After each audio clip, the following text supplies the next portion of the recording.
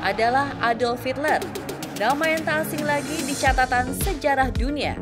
Bila mendengar nama itu, bisa dipastikan hampir seluruh dunia teringat pada sosoknya yang dianggap kejam dan gila kekuasaan. Pada awalnya, Hitler adalah seorang politikus yang akhirnya menjadi pimpinan Nazi. Sohor sebagai sosok karismatik melalui berbagai orasi dan retorika. Ia berhasil mengajak banyak orang, khususnya warga Jerman, untuk menjadi pengikutnya semasa Perang Dunia Kedua. Namun di balik kekuasaan besar yang ada di genggaman, Hitler menghembuskan nafas terakhir di usia 56 tahun. Sebagai sosok yang sangat dicari di zaman perang, tak dipungkiri meninggalnya Hitler menjadi misteri. Mulai dari penyebab kematian hingga di manakah Hitler meninggal. Dalam catatan sejarah, banyak yang percaya Hitler meninggal di bunker yang berada di kantor kanselir Berlin, Jerman. Pasalnya pada 20 April 1945, pria yang identik dengan kumis kotaknya itu diberitakan bunuh diri dengan menembak kepalanya di dalam bunker. Sementara Eva Braun, sang istri, memilih jalan lain untuk mati, yakni menelan pil sianida. Namun seiring berjalannya waktu, tak sedikit pula yang percaya bahwa Hitler sebenarnya melarikan diri dari Jerman kala itu. Pasca perang, intelijen Amerika Serikat dan Inggris pun mengaku menerima laporan tak terhitung soal pelarian sang Führer, seiring dugaan lain bahwa Hitler menyembunyikan diri di Argentina. Kematian Hitler memang simpang siur ya, ada yang bilang bunuh diri atau sakit atau dan lain sebagainya. Jadi itu sebetulnya bukan cara meninggalnya. Kalau buat saya adalah bahwa sehebat apapun manusia, sekeji sekejam apapun manusia, tidak akan pernah bisa melawan yang namanya kematian yang sudah pasti akan mendatangi semua orang seperti apapun. Kalau tentang Hitler sendiri sih banyak versi yang aku pahami. Apalagi zaman ya Hitler ini ada tokoh politik yang sangat maksudnya pasti ada sesuatu politik yang dikemas di dalam kesejarahan itu. Gitu. Menurut hemat saya, dari semua artikel yang dibaca, sebenarnya telah merujuk kepada satu kesimpulan bahwa Hitler mati karena bunuh diri. Nah, tetapi versi yang beredar, ada yang mengatakan karena racun sianida atau ditembak atau Hitler menembakkan pistolnya memasukkan ke dalam mulutnya, dan banyak lagi versi lain. Tetapi menurut hasil forensik ya yang dilakukan pada tahun 73 mendapatkan satu kesimpulan dan ini dicocokkan dengan rahang gigi dari rahang dan juga gigi dari seorang Hitler. Ternyata memang tidak ada bahwa Hitler itu ditembak, tetapi Hitler justru karena minum racun sianida. Tak hanya kematian Adolf Hitler saja yang menjadi misteri, cukup mengejutkan. Beberapa sumber justru percaya bahwa Hitler disebut menghabiskan masa-masa terakhir hidupnya di Indonesia. Bahkan Wali Kota Surabaya Tri Risma hari ini mengaku pernah mendapat informasi dari Cak Nun, panggilan akrab MH Ainun Najib, bahwa di kota yang dipimpinnya itu terdapat makam pria asal Jerman dan diduga adalah Hitler. Pemakaman Ngagel Surabaya konon sebagai lokasi makam Hitler yang sengaja mengganti namanya saat itu menjadi Dr. Poch. Benarkah demikian? Nah, baru tahu tuh kalau Hitler ada di Indonesia. Nah, itu dulu naik apaan ya? Kapal selam, apa kapal layar, apa perahu pada saat penyamaran, kan saya nggak tahu juga itu. Tapi sangat luar biasa kalau memang ada makamnya di Indonesia itu. Fakta-fakta yang ditemukan dan buku-buku yang saya baca juga tidak benar bahwa memang Hitler pernah ke Indonesia.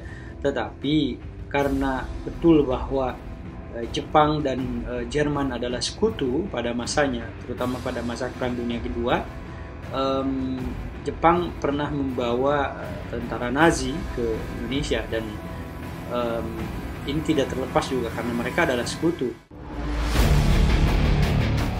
Teka-teki di mana Hitler wafat dan dikebumikan belum berhenti sampai di situ. Jika ditelaah, di Indonesia terdapat pula makam tentara Nazi Jerman yang sudah ada dari dulu.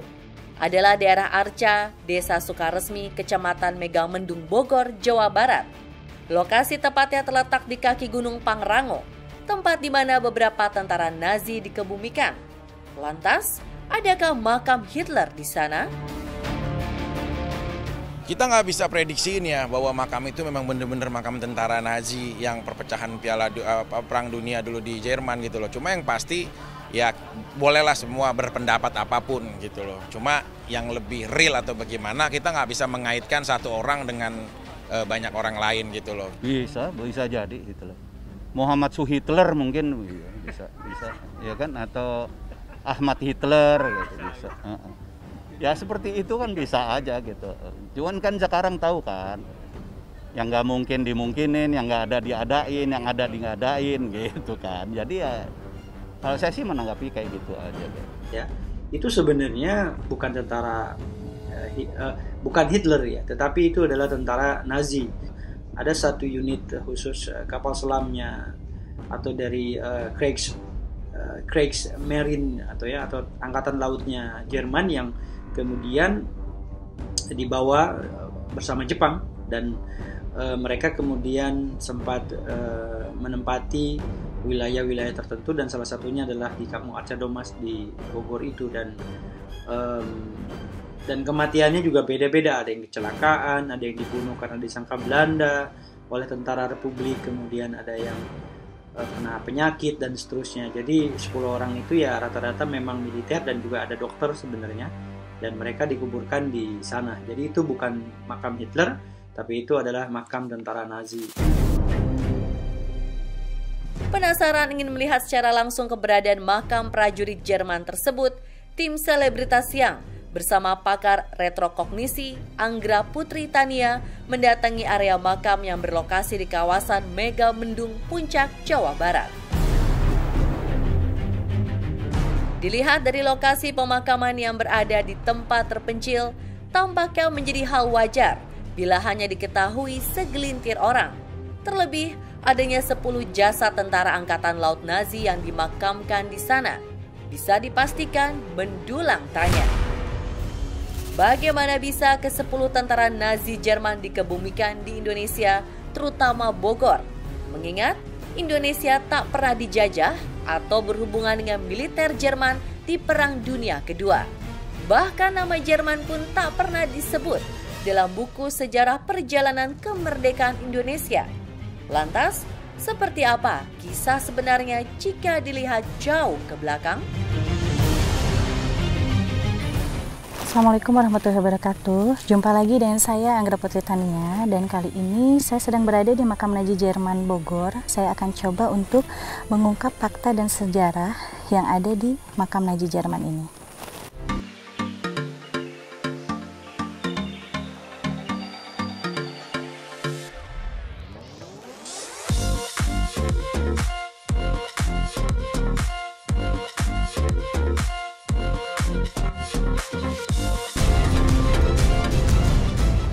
Saya menemukan satu prasasti lagi ya, yang ada tertulis tahun 1914. Nah, ini tahun 1914 ini adalah waktu saat terjadinya Perang Dunia Pertama. Pada saat terjadinya Perang Dunia Pertama, Hitler beserta anggotanya itu tidak tahu harus kemana untuk menyembunyikan atau melarikan diri. Akhirnya Hitler membuat rencana kepada Emil dan Theodor, karena akan terjadi lagi Perang Dunia Kedua. Jadi sebelum meletusnya Perang Dunia Kedua, harus mempunyai dulu lahan di tanah Pasundan agar aman. Dan akhirnya pada tahun 1926, Emil dengan Theodor datang ke sini dan membeli lahan ini dipersiapkan untuk tempat persembunyiannya tentara Nazi. Di sini ada patung Ganesha. Ini adalah sebuah simbol bahwa dulu sebelum tahun 1926, Emil dan Theodor sempat menyurpai datang ke sini untuk melihat tanah yang akan dijual. Akhirnya bertemulah dengan salah satu perempuan yang memang beliau itu tinggal di Indonesia dan asli orang India. Jadi ada keturunan orang India ya, tinggal di Indonesia. Emil menikah, akhirnya mempunyai anak yang bernama Eva. Nah, di sini adalah dari saudaranya, yaitu Theodor. Theodor juga menikah dengan orang Indonesia yang beragama Buddha. Jadi dua-duanya itu sangat berperan ya, antara istri Emil dengan istri Theodor itu benar-benar berperan dan ikut membantu menyembunyikan tentara Nazi Jerman beserta menyembunyikan Hitler. Kehadiran tentara Jerman di Indonesia seakan terlupakan dalam sejarah. Kala itu pasukan Nazi datang bersamaan dengan Jepang. Usai menyerahnya Belanda kepada Jepang di Subang pada 8 Maret 1942 atau 78 tahun silam. Pasukan Nazi datang dengan sejumlah kapal selam U-boat tahun 1943 hingga 1945, serupa dengan kode yang tertera di beberapa nisan. Sebenarnya kalau untuk kode-kode itu yang tertera di dalam batu nisan yang ada di belakang saya ya, itu adalah makam awak kapal. Awak kapal yang memang membawa prajurit Nazi untuk datang ke tanah Pasundan. Dan kode tersebut adalah kode dari kapal selamnya itu, dari kapal boot selam. Rasa penasaran semakin memuncak. Terlebih di antara ke-10 makam yang ada, terdapat 2 makam tak memiliki nama alias ambekan. Sekedar ingin membuktikan apakah di antara salah satu makam tanpa nama itu adalah makam tokoh karismatik Jerman Adolf Hitler. Jadi dulu di saat Hitler tinggal selama 10 tahun di Indonesia, beliau beserta Eva juga beserta tentara-tentara Nazi Jerman tinggal di salah satu lahan yang memang dibeli oleh Emil dan Theodor. Jadi membuat kayak saung-saung rumah gitu untuk bisa bertahan hidup. Bahkan Hitler larinya ke Indonesia ini, Hitler itu sampai bersahabat dengan Pak Otista, Pak Otto Iskandar-Dinata. Dan Pak Otto Iskandar-Dinata lah yang salah satunya melindungi Hitler di Indonesia. Hitler bersahabat dengan Pak Soekarno, juga dengan Pak Otista. Beliau bertiga sering mengatur strategi untuk bisa membangun kemerdekaan di negara Indonesia ini. Di sini kan ada 2 makam ya, ada 2 makam yang memang tanpa nama. Yang saya duduki ini, di samping saya ini adalah makam Hitler. Dan di samping kanan saya yang di sebelah sana, itu adalah makam istrinya. Beliau meninggal dalam waktu yang bersamaan. Dulu pada tepat tanggal 28 September tahun 1945, terjadi kejadian yang sangat tragis dan menyedihkan. Bahwa di dalam kediamannya Hitler, di saat Hitler sedang bersama dengan istrinya, beliau berdua disentri. Sampai akhirnya beliau itu lemah, dan akhirnya di saat lemah benar-benar sungguh tragis ya, karena dibuat mati, dibunuh secara perlahan. Ada saksi hidup yang memang melihat Hitler beserta istrinya dibunuh, yaitu Eva. Eva sendiri yang melihat dan Eva sendiri yang tahu bahwa siapa yang membunuh beliau berdua.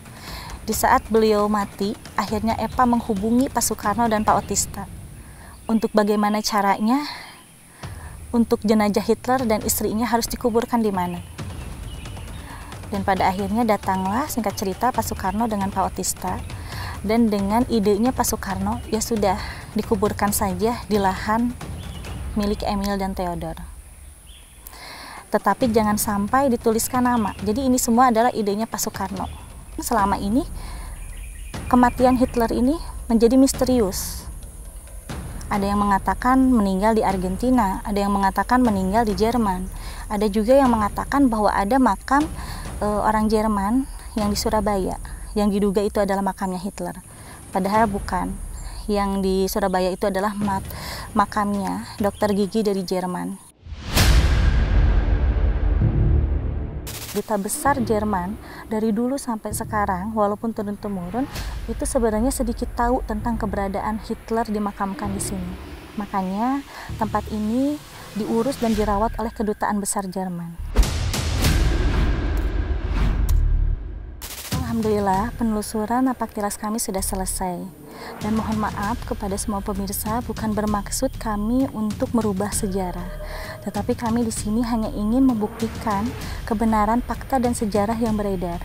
Dan alhamdulillah sudah terkupas fakta dan sejarah yang sebenarnya.